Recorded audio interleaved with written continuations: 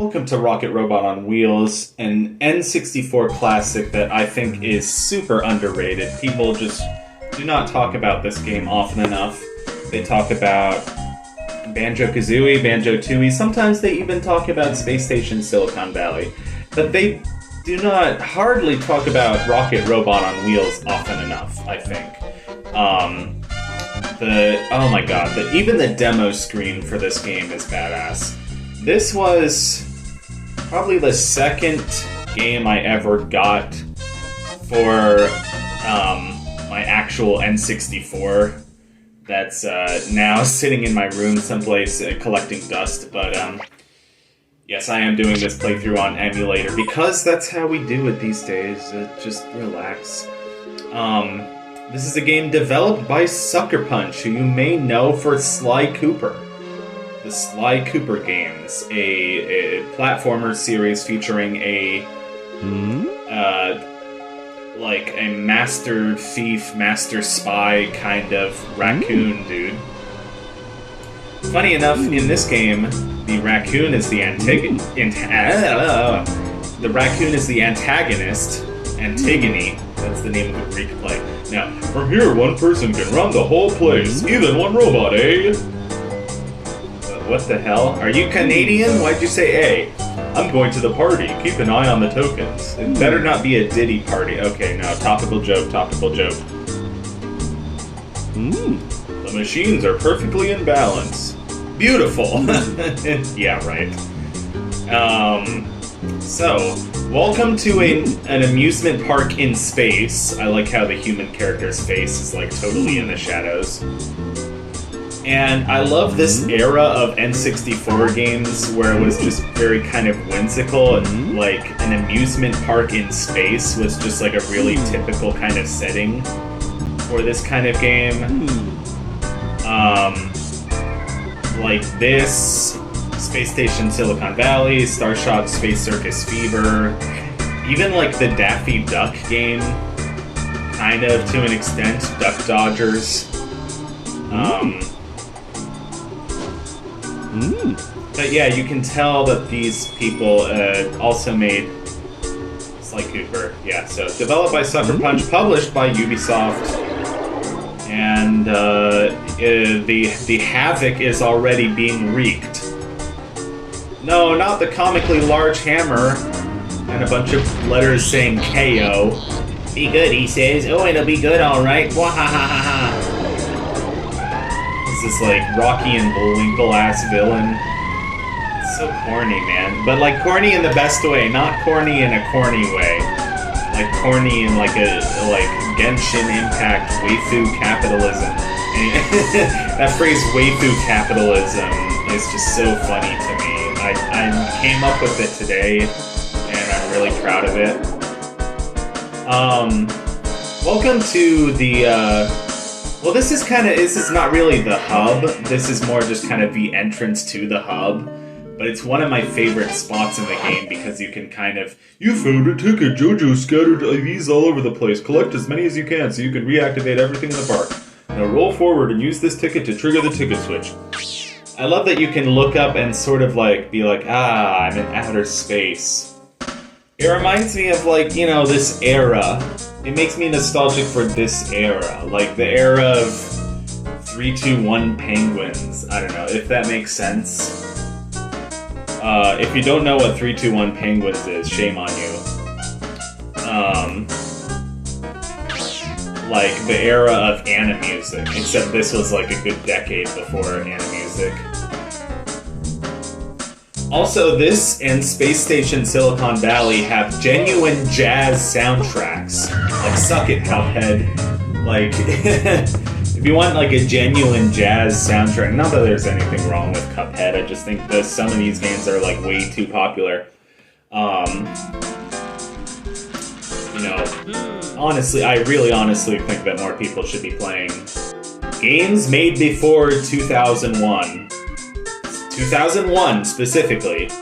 Very Kubrickian year. I'm working on React. No, that's the same voice I gave the disembodied voice. But yeah, this game just sums up a lot of warm, fuzzy, nostalgic feelings for me. It's a game that I discovered because of a Let's Player who now he goes by Patty, and also he's kind of more active on Twitch. I guess he's still active on both Twitch and YouTube. It's just about uploading like his live streams to YouTube, which is what I might start doing, honestly. Like, I have sucked at building an audience here on YouTube, so I'm thinking about maybe switching to Twitch. Obviously, so you can watch my sexy face while I'm talking. No, I don't know. But Patty is a really awesome Let's Player. He used to be known as pcall44444, and I guess he was embarrassed by that username. But Patty is honestly a legend in both the Let's Playing and the speedrunning community, and he's introduced me to so many cool games.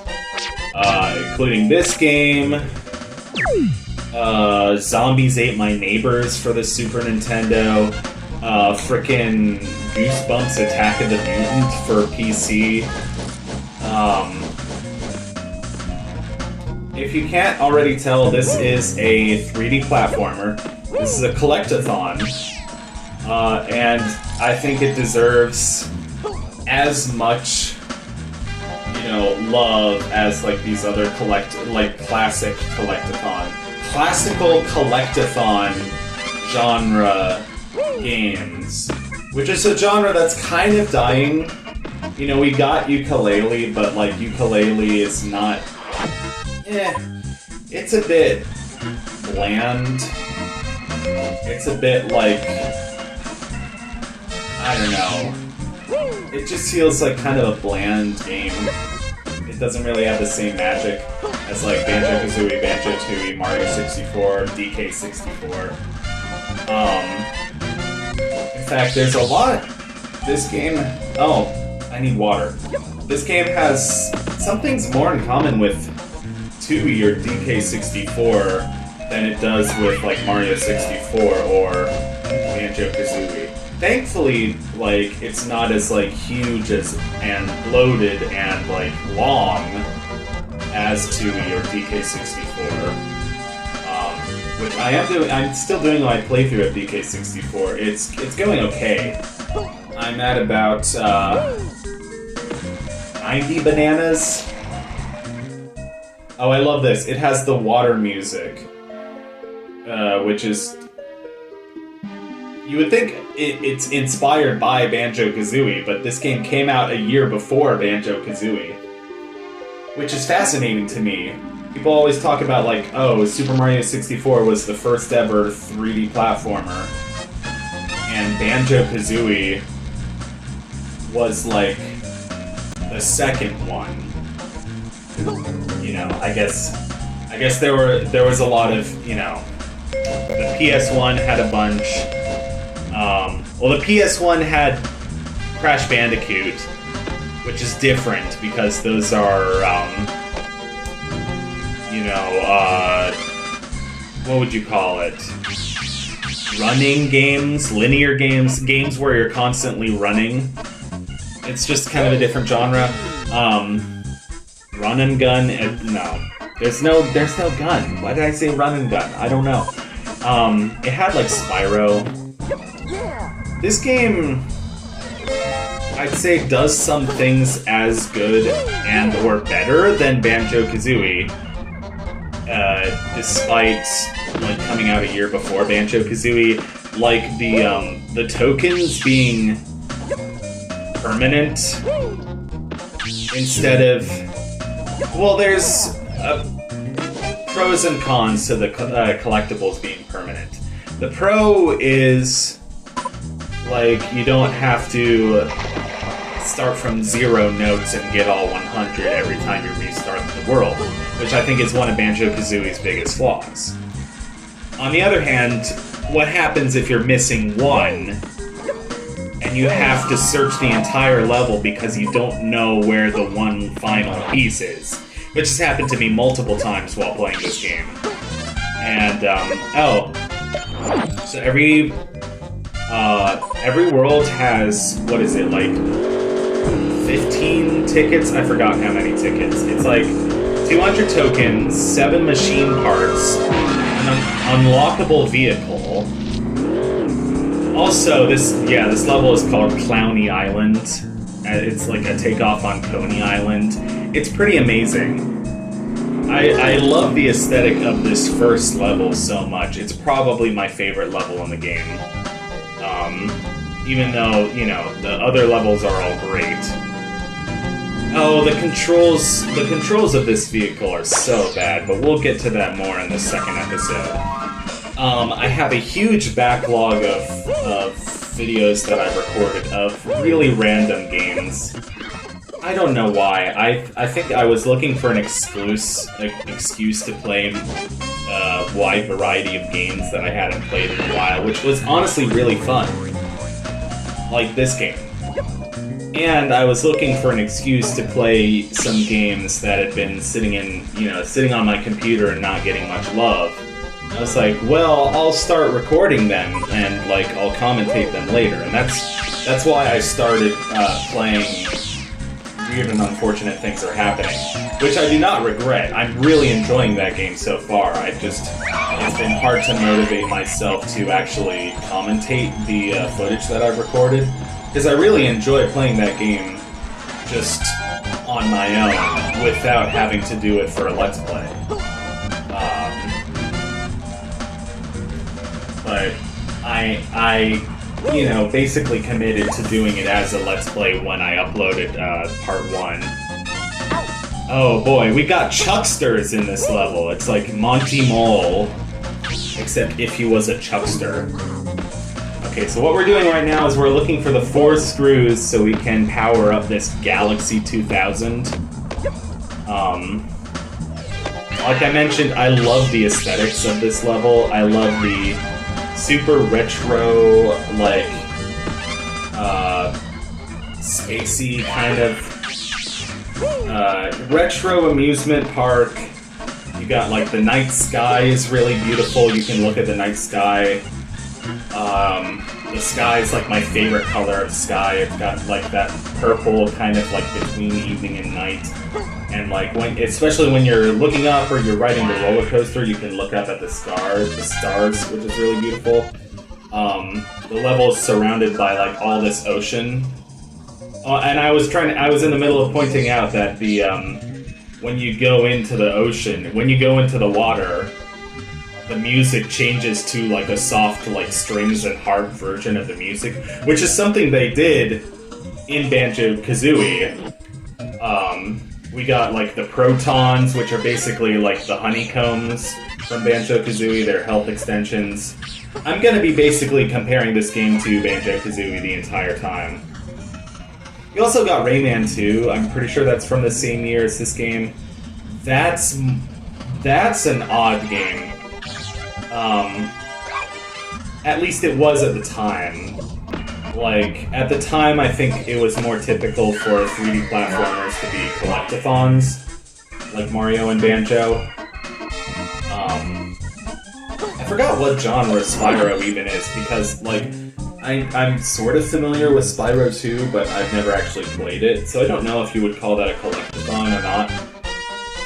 It feels like one, but I'm not sure if it technically is. Jak and Daxter is a collectathon. But like Rayman 2 is like a 3D platformer adventure game, if that makes sense. Which is probably a more common genre today, but it just wasn't so much back then. Honestly, Michel Ancel was like a pretty revolutionary dude for like a lot of the things that he came up with, including like the fact that he didn't want Rayman to have tank controls.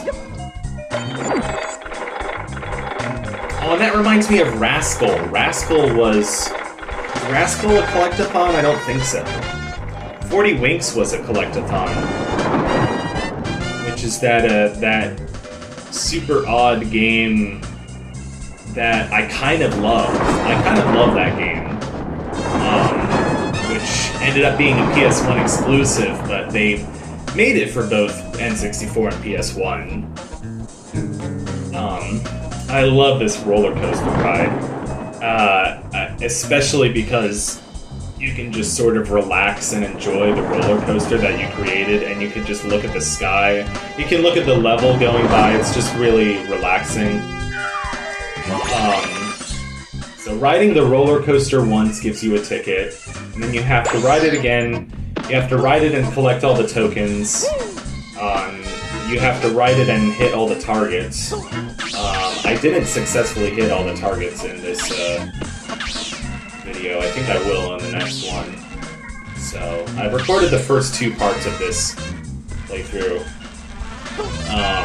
Here's one of the best parts of the this level is the Midway Arcade. To grab an object, yeah, blah blah blah blah blah blah blah. It's basically like a tutorial for grabbing and throwing. We got Mount Rushmore, we got cats, and we got a chicken that wants to play tic-tac-toe with eggs. Please do not harass the chicken. It reminds me of the cheese and crackers minigame from Pajama Sam, No Need to Hide When It's Dark Outside. You can also cheat by throwing eggs at the chicken, which is really fun. Check this out, buddy. Take your best shot. Oh, I could have won. Wait. Yeah, I'm definitely cheating. Help, I'm under attack, and I win. Congratulations, you won 1 game, beat the other 2, and okay, here's my favorite. Mount Rushmore presidents. So first we gotta do Teddy Roosevelt, and miss. And we gotta do Teddy Roosevelt, and Teddy Roosevelt says... Bullet! I love Teddy Roosevelt. And Abraham Lincoln says... 4 years. George Washington says... What does George Washington say? Something about cherry trees, I think. Oh, why is it so difficult to aim? The pursuit of happiness is Thomas Jefferson. And Washington, I think, says something that just I shall never tell a lie. Yeah, you have to wait for, you have to aim it so that the X is, flat inside their mouth. Yeah. I think Washington just says, I shall never tell a lie. Here's the boring one where you throw tomatoes at alley cats, I guess. I don't know. I don't understand it either. I like the background, though. That kind of, cartoony, old-timey New York noir aesthetic. This whole level kind of feels like you're in a retro diner, but just, in space. Which is, kind of... it connects to my nostalgia for... CD-ROM games and just the 90s in general. Not even retro Americana, but just mainly CD-ROM games in the 90s and childhood. Even though I was born in 1999, I still even while I was growing up, CD-ROM games were still kind of a thing for maybe 7 or 8 years before they kind of phased out and web games became more popular, Flash games, and then Cool Math, Nitrome, Miniclip. Those were the big ones. Because I was in 5th grade in 2009, and Cool Math games was still really popular back then. Oh my god, some people watching this weren't even born in 2009. That's crazy. No, I'm kidding. If you were born in 2009, that means you're 13 now. Right? No. 15? Yeah, 15. Gross. Anyway. Yeah, you should go talk to Drake. I'm sure he'd love to talk to you. Anyway. Look at the stars. They're so pretty. Look at the stars. Yeah, so these levels are pretty long. Like, oh yeah, I saw something. I saw something behind the thing. You should go check that out. These levels are not like, you know, one and done Super Mario 64 type levels. No, but yeah, compared to Super Mario 64, these are practically open world levels. Like, who are we kidding? You know, but Super Mario 64 was great at what it did. It was like the prototype for 3D platformers. Alright, so once we have enough tokens, we can have basically a grab and break move, which is super helpful. And the next move we need is the double jump, but as you see, we need 250 tokens for it, so yeah, I have to think of a way to end this episode, but I guess I'll just say, have a great day! Muffins.